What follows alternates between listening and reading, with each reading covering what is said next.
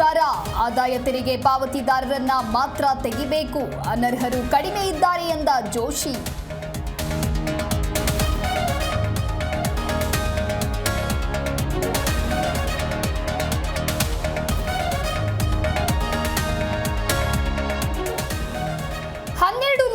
BPL ರದ್ದು ಮಾಡಲು ತಯಾರಿ, ಅರ್ಹರು ಬಿಟ್ಟು ಹೋದ್ರೆ ಮತ್ತೆ ಕಾರ್ಡ್ ಕೊಡ್ತೀವಿ, ಅನರ್ಹರನ್ನ ತೆಗೆಯುತ್ತೇವೆ ಎಂದ ಸಿಎಂ.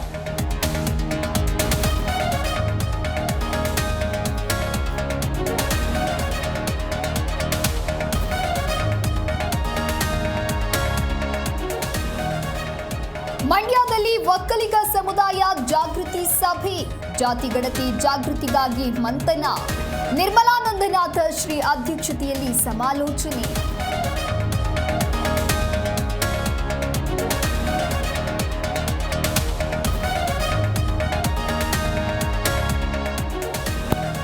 ಅತ್ಯಾಚಾರವೆಸಗಿ ಖಾಸಗಿ ವಿಡಿಯೋ ವೈರಲ್ ಕೇಸ್, ದಾಬಸ್ಪೇಟೆ ಠಾಣೆಗೆ ಆರೋಪಿಗಳು ಹಾಜರ್, ಮೂವರು ಆರೋಪಿಗಳ ಹೇಳಿಕೆ ದಾಖಲಿಸಿದ ಖಾಕಿ.